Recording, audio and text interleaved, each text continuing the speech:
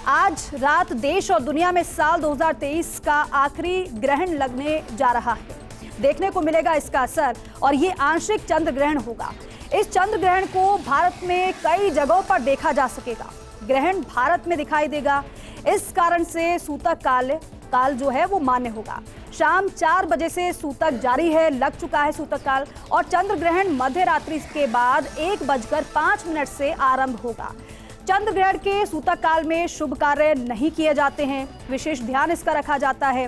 सूतक काल में विशेष सावधानी बरतने की सलाह दी जाती है। चंद्र ग्रहण के दौरान क्या कार्य नहीं होते हैं और क्या सावधानियां बरतनी चाहिए इस दौरान, इन तमाम बातों पर आज हम बात करेंगे। ज्योतिषाचार्य हमारे साथ जुड़ेंगे और आपके जो तमाम सवाल हैं उनका जवाब भी हम देंगे।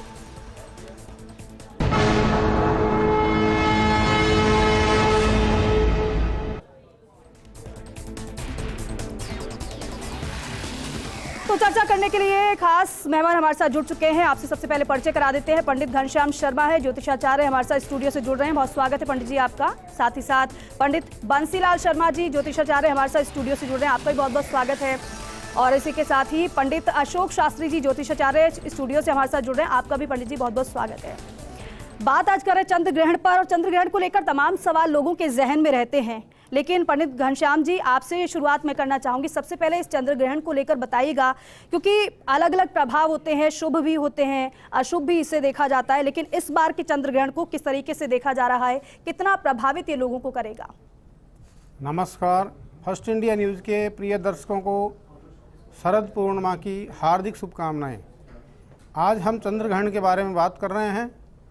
चंद्र ग्रहण इस साल का दूसरा और आखिरी चंद्र ग्रहण रहेगा। आज जो चंद्र ग्रहण हो रहा है ये आंशिक रूप से चंद्र ग्रहण होगा। ये खगोलीय घटना है। चंद्र ग्रहण किसे कहते हैं? खगोलीय घटना है। ज्योतिष शास्त्र में इसका विशेष महत्व बताया गया है। सूर्य, चंद्रमा और पृथ्वी एक सीध में आने के बाद चंद्रमा पर कुछ छाया इस प्रकार की पड़ जाती है जो आंशिक रूप से पृथ्वी की सतह को ऐसा लगता है, समीप आ जाता है चंद्रमा, तो उसमें ग्रहण जैसा प्रतीत होता है, काला प्रतीत होता है, उसको चंद्र ग्रहण कहते हैं। वैसे वैदिक शास्त्र में बताया गया है कि जब राहु चंद्रमा को ग्रसता है तो ग्रहण काल होता है। इसी प्रकार सूर्य को भी राहु ग्रसित करता है। शास्त्रों में वर्णन आया, एक बार जब विशेष मोहिनी अवतार में राक्षसों को अमृत पिलाने की जगह मदिरा पान करवाया गया, तो राहु एक बहुत एक्टिव ग्रह है, राजनीतिक क्षेत्र का ग्रह माना गया राहु को। कलयुग का राजा भी मानते हैं इसको। तो ये बहुत समझदार होने की वजह से रूप बदल के देवताओं के बीच में आ गया था। जब मोहिनी अवतार में भगवान ने अमृत पिलाने की कोशिश करी तो राहु भी बीच में सूर्य चंद्रमा के बीच में बैठ करके पीने लगा। इतनी देर में चंद्रमा ने सूर्य ने कहा कि ये तो राहु है, तो भगवान श्री कृष्ण ने सुदर्शन चक्र से इसका सिर काट दिया था। तब भी अमर हो गया था, लेकिन अमर होने के बाद इसने कहा कि तुम दोनों को मैं ग्रसित करता रहूँगा। तो ये एक पौराणिक कथा है। इसके अलावा साइंटिफिक सूर्य चंद्रमा की और पृथ्वी की दूरी के हिसाब से ग्रहण होता है। ग्रहण काल के दौरान कभी भी सोना वर्जित है एवं मंत्र जब विशेष करें। सूतक काल में तो खाना पीना सोना सब वर्जित है, पूजा पाठ भी वर्जित है। लेकिन ग्रहण काल में, जब ग्रहण काल 1:05 से 2:40 तक रहेगा, इस पर्व के अंदर बहुत विशेष महत्व है। जब करे, पूजा पाठ करे तो अनंत लाभ होगा। इस प्रकार से ग्रहण का सदुपयोग करे, दुरुपयोग न करे। ये ग्रहण ऐसे अवस्था में आया है जो सिद्धिदायक होता है। सर्व सिद्धिकार योग है। आज गजकेसरी योग के साथ ग्रहण योग लग रहा है, इसलिए इस ग्रहण से ज्यादा घबरावे नहीं, केवल मंत्र का जप करें, ओम नमो भगवते वासुदेवाय। आप बता रहे हैं कि डरने की जरूरत नहीं, घबराने की जरूरत नहीं है, बस आपको सावधानी बरतने की जरूरत है। बंसीलाल शर्मा जी, आपका रुख करना चाहूंगी। जिस तरीके से घनश्याम जी ने बताया कि आपको विशेष सावधानी बरतने की जरूरत है। अच्छा, सवाल तो तमाम तरीके के होते हैं, क्योंकि अब सूतक काल तो शुरू हो चुका है, 9 घंटे पहले ये शुरू हो जाता है और इसकी शुरुआत हो चुकी है। सूतक काल में क्या खास करना चाहिए, कितनी ज्यादा सावधानी बरतने की जरूरत यहाँ पर रहती है, क्या करें और क्या नहीं करें? सभी फर्स्ट इंडिया के दर्शकों को शरद पूर्णिमा की हार्दिक शुभकामनाएं। वर्षों बाद में, काफी वर्षों के बाद में शरद पूर्णिमा के ऊपर आज चंद्र ग्रहण लगने जा रहा है। 4:05 से सूतक काल प्रारंभ हो गया है और सूतक काल में रोगियों को, बच्चों को और वृद्धों को छोड़ करके स्वस्थ मनुष्य को, स्त्री पुरुषों को, सबको अन्न और जल का त्याग कर देना चाहिए। अन्न भी ग्रहण नहीं करना चाहिए और जल का भी ग्रहण वर्जित बता गया है सूतक काल में। इसलिए जो स्वस्थ पुरुष है उनको सबको इसका त्याग करना चाहिए, क्योंकि सूतक काल में अन्न और जल का ग्रहण तो दूर है, इनको बनाना भी नहीं चाहिए क्योंकि ये सब खराब हो जाते हैं। इसलिए अन्न, जल, अचार आदि बनाना भी नहीं चाहिए और ग्रहण भी नहीं करना चाहिए।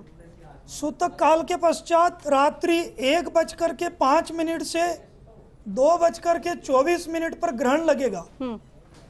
देखिए, ग्रहण वर्षों के बाद में शरद पूर्णिमा को लगा है। अद्भुत संयोग बन रहा है, गज केसरी योग भी बन रहा है।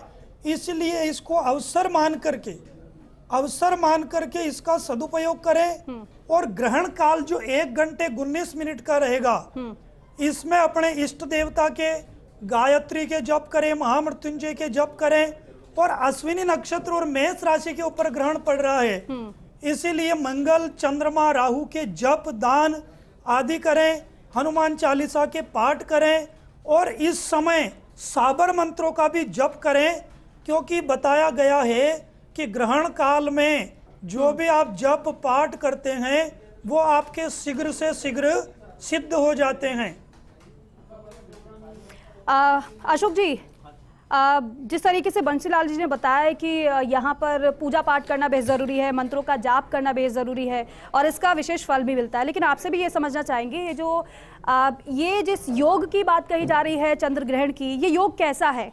क्या ये ज़्यादा प्रभावित करने वाला है? क्या ये किसी के लिए शुभ अवसर प्रदान करेगा या फिर इसके इम्पैक्ट इतने ज़्यादा है कि ज़्यादा प्रभावित ये लोगों को करने वाला है? देखो, सबसे पहले तो मैं फर्स्ट इंडिया न्यूज़ के सभी दर्शकों को आज शरद पूर्णिमा की हार्दिक शुभकामनाएं। अभी आपने जो प्रश्न किया है कि ये किस किस को प्रभावित करेगा, तो हर राशि के लिए अलग अर्थ निकालेगा ये। जैसे मेष और वृश्चिक राशि वालों के लिए अश्विनी नक्षत्र में होने से जी ये थोड़ा सा दुखदायी रहेगा, दुर्घटना आदि हो जाए, संघर्ष में जीवन रहे। बाकी अन्य राशियों के लिए जैसे मिथुन राशि वालों के लिए लाभकारी रहेगा, सिंह राशि वालों के लिए भी संतान चिंता रहेगी, मकर राशि वालों के लिए भी ये लाभदायक रहेगा। तो हर राशि का अलग अलग प्रभाव छोड़ेगा ये। अब जिन राशियों का आप जिक्र कर रहे हैं इनके लिए तो अच्छा रहेगा, लेकिन सबसे ज्यादा किसके लिए खराब रहने वाला है? कौन कौन सी राशियां वो रहेंगी? मेष और वृश्चिक, इन दोनों के लिए विशेष खराब रहेगा। और इन दो राशियों का आप जिक्र कर रहे हैं, इस पर क्या नकारात्मक प्रभाव पड़ेगा? इनके लिए कष्टदायक रहेगा, जैसे दुर्घटना आदि हो जाना, शारीरिक कष्ट होना, ऐसे कष्टों को प्रभावी करेगा। जी घनश्याम जी, आप कुछ ऐड करना चाहेंगे इसमें? हाँ, मैं बता देता हूँ आपको। अश्विनी नक्षत्र के जो चरण में आज ग्रहण काल चलेगा रात्रि को, वो अद्भुत संयोग लेके भी आ रहा है, क्योंकि सर्वार्थ सिद्धि योग के साथ हो रहा है, गज केसरी योग के साथ हो रहा है।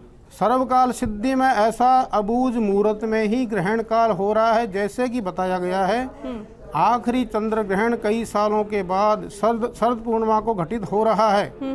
इसमें मेष राशि वालों को अनेक प्रकार की मानसिक पीड़ा रहेगी, शारीरिक कष्ट का योग है, तो उनको महामृत्युंजय की चैंटिंग करनी चाहिए और मंगल का जाप करें एवं हनुमान जी की आराधना करने से मेष राशि वालों को काफ़ी लाभप्रद रहेगा। वृषभ राशि वालों को ये नेगेटिव इफेक्ट करेगा, बॉडी पे असर डालेगा, तो इनको एक स्वास्थ्य में प्रॉब्लम कर सकता है। मिथुन राशि वालों को तो बहुत बढ़िया रहेगा, धन लाभ की वृद्धि होगी, आयु पक्ष में भी उन्नति होगी एवं व्यापार में अनेक प्रकार के लाभ देखे गए हैं। कर्क राशि वालों के लिए ये चंद्र ग्रहण अशुभ भी नहीं है तो शुभ भी नहीं है, मध्यम रहेगा। सिंह राशि वालों के लिए ये ग्रहण काल थोड़ा सा शारीरिक कष्ट के साथ अपवाद और घातक है, क्योंकि चोट फेंट का डर रहेगा। कन्या राशि के लिए भी ये सही नहीं है। जी। जिन जिन के लिए अशुभ बताया एवं तुला राशि, हम वृश्चिक राशि की बात करें तो तुला राशि के लिए मध्यम फल देगा। वृश्चिक राशि भी मंगल के घर में ही है, इसलिए ये भी अशुभ फल देगा।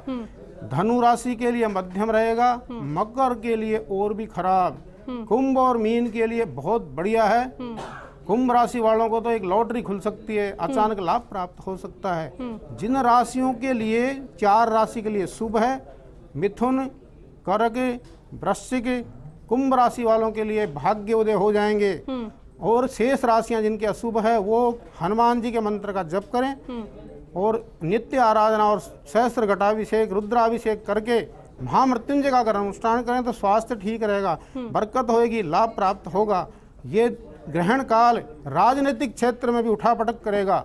1 माह के अंदर इलेक्शन होने जा रहे हैं और ग्रहण काल आज हो रहा है, तो 1 माह तक 25 तारीख को जो इलेक्शन होगा, सभी नेताओं को, विपक्ष पार्टियों को एक ऐसी घटना घटित हो रही है जो आपस में अराजकता और सही निर्णय नहीं ले पाएंगे। राजस्थान में किसको सीएम बनाया जाए जी, काफ़ी मशक्कत के बाद ये 15 से 17 नवंबर के बाद डिसाइड होगा कि किसको क्या किया जाए। ऐसी उठा पटक 1 माह तक असर रहेगा इस ग्रहण का। अतः ये सभी राजनीतिक दल वाले अपराजिता स्तोत्र के पाठ शुरू कर दे, टिकट मिलने लगेगा, विजय प्राप्त होगी, प्रत्यंगिरा का अनुष्ठान करे, सप्तशती का अनुष्ठान करे तो निश्चित रूप में इनको लाभ होगा। घनश्याम जी, और ग्रहण की चिंता नहीं करें, ग्रहण शुभ होगा। का आप बस जिक्र कर रहे हैं यहाँ पर, और मेरे ख्याल से वो ध्यान से सुन भी रहे होंगे, तो ये भी जानना चाहेंगे कि जो राजनीति के क्षेत्र से जुड़े हुए हैं उनको क्या खास करना चाहिए? उनको भी इसी तरीके से मंत्रों का जाप करना चाहिए या फिर कोई और विशेष करना चाहिए?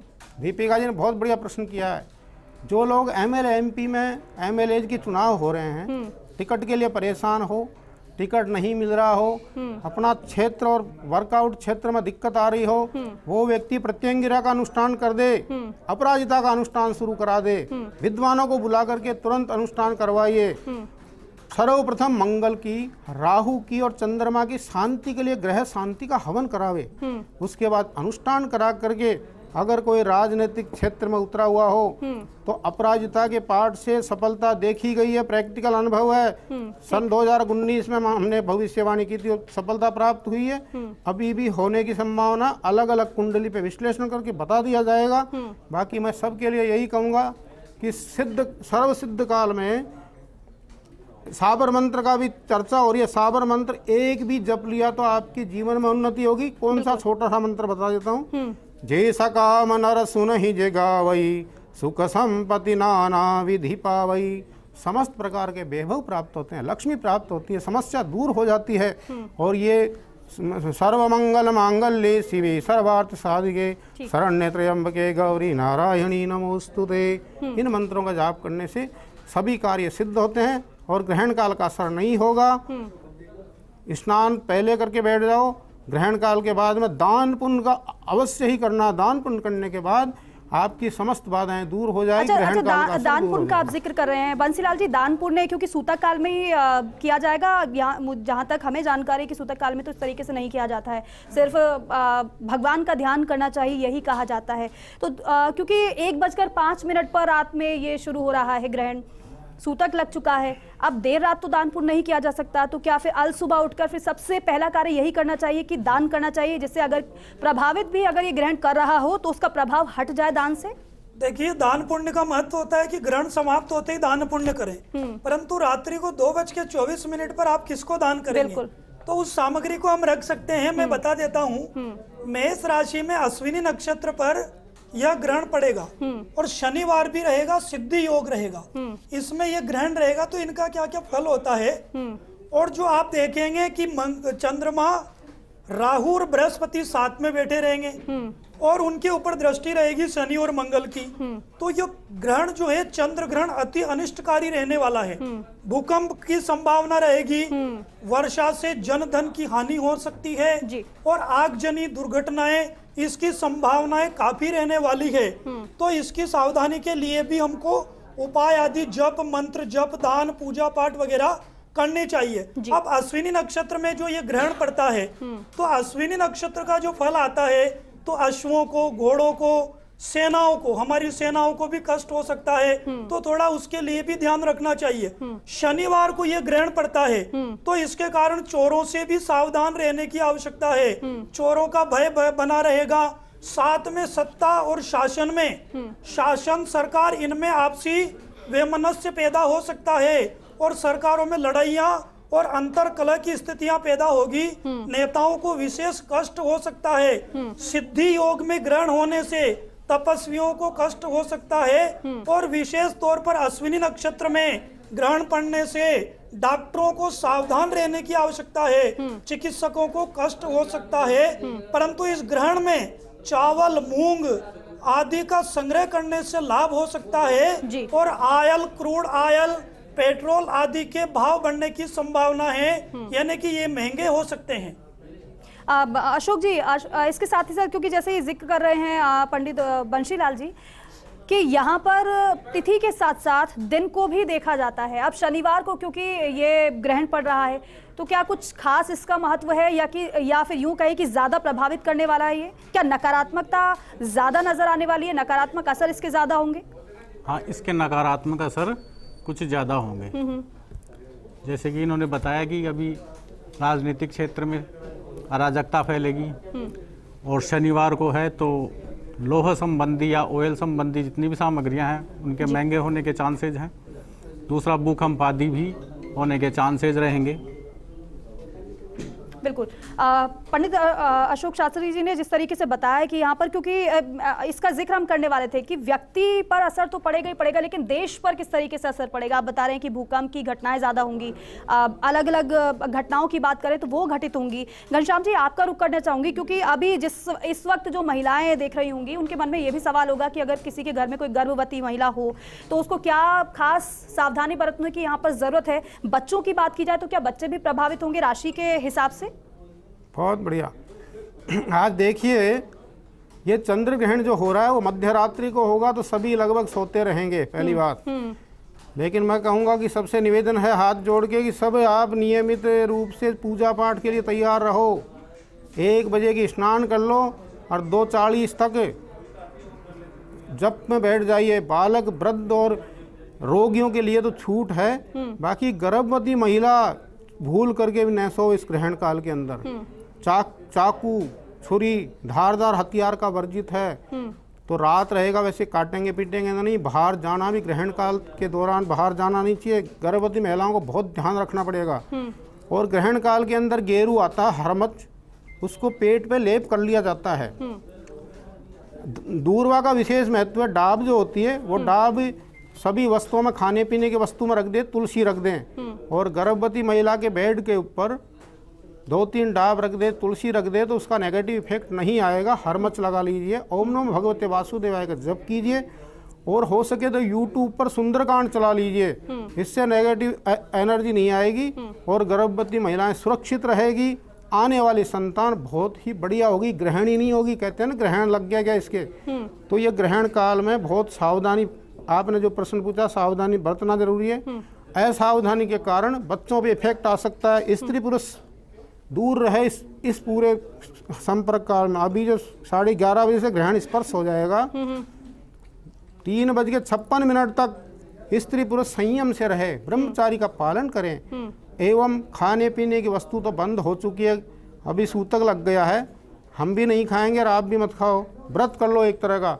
आज की गई तपस्या 10 गुना फल देती है, ये शास्त्र में लिखा है। मैं कहता हूँ 1000 गुना फल देती है। ग्रहण काल में किया गया जप, दान, पूजा पाठ ऐसा अचूक फल प्रदान करेगा जो जीवन भर आनंद आएगा। एक मंत्र भी अगर सिद्ध कर लिया तो पूरा 1 साल तक एक्टिवेट रहेगा, काम करेगा, समस्त कार्य सिद्ध होंगे, भगवान शिव की कृपा होगी। लिखा है, मंत्र जाप में दृढ़ विश्वासा, पंचम भजन सुवेद प्रकाशा, साबर मंत्र जाल जिन सर्जा। भगवान शंकर ने इसकी रचना की है, इसलिए ऐसा दिव्य प्रयोग करते रहें और आनंद में रहे, कोई चिंता न करें। जी। यानी कि आप घबराने की जरूरत नहीं है, चिंता करने की जरूरत नहीं है। बंसीलाल जी, क्योंकि आप मुस्कुरा रहे थे, मुझे लगता है कि आप कुछ इसमें ऐड करना चाहते हैं। सवाल ये भी है कि आज के समय की बात करें तो नकारात्मकता ज़्यादा बढ़ती जा रही है। अब ग्रहण का अपना ही एक असर होता है। जिस तरीके से पंडित घनश्याम जी ने बताया है कि इन मंत्रों का जाप करना चाहिए, कोई और विशेष जाप, कोई और विशेष आप मंत्र बताना चाहें दर्शकों को राशि के हिसाब से, क्योंकि अलग अलग राशियों पर अलग अलग प्रभाव इसका पड़ रहा है। किसी के लिए अच्छा है तो किसी के लिए खराब माना जा रहा है।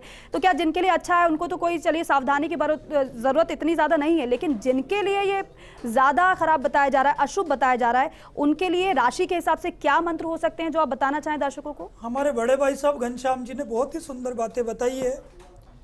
और गर्भवती महिला का आपने पूछा था, एक बात मैं ऐड कर देता हूँ। गर्भवती महिला को एक तो उसमें सोना नहीं है, जैसे कि आचार्य जी ने बताया है, और गर्भवती महिला को भूलकर भी ग्रहण को देखना भी नहीं है, और ग्रहण के समय सोना भी नहीं है, और उस ग्रहण के समय एक नारियल श्रीफल होता है उसको अपने पास में रखना चाहिए गर्भवती महिला को। और जैसा कि आपने पूछा था कि कौन से मंत्र का जप करें, इसमें देखो गायत्री के जप कर सकते हैं लगातार 1:19 आप, साथ में महामृत्युंजय के जप करें, शिव जी के जप करें।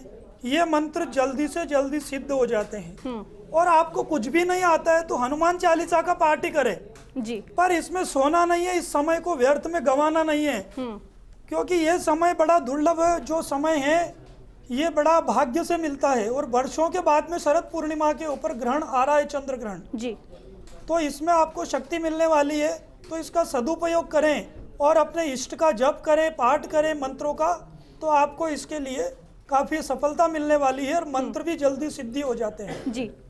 अशोक जी, जिनके लिए सबसे ज़्यादा ये नकारात्मक रहने वाला है उनके लिए कुछ और मंत्र अगर आप बताना चाहें दर्शकों को कि क्या वो और महत्वपूर्ण बातें हो सकती हैं, क्या उन्हें जानना और ज़्यादा ज़रूरी हो सकता है? मान लीजिए अगर क्योंकि देर रात ये ग्रहण लग रहा है, कोई सोता रह गया, झपकी लग गई, अगर गर्भवती महिला की बात कर लें या फिर अन्य किसी की बात कर लें, तो फिर उन्हें क्या करना चाहिए?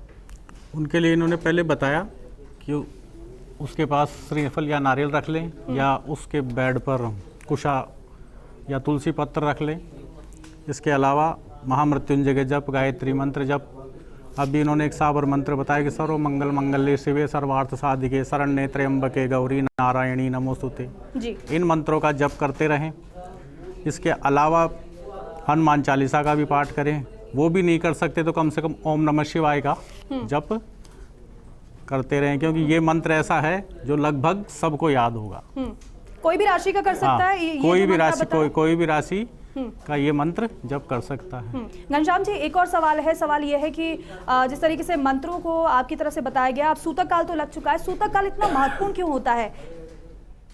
हाँ जी, देखिए, जब भी चंद्र ग्रहण लगेगा तो 9 घंटा पूर्व सूतक चालू हो जाता है, उसका प्रभाव इफेक्ट, नेगेटिव इफेक्ट शुरू हो जाता है। सूर्य ग्रहण में 12 घंटे पहले नेगेटिव इफेक्ट शुरू होता है, इसलिए इसको सूतक काल कहते हैं। इसमें सभी कार्य वर्जित है। लेकिन मैं ये एक विशेष और दिव्य प्रयोग बताता हूँ। आज शरद पूर्णिमा भी है।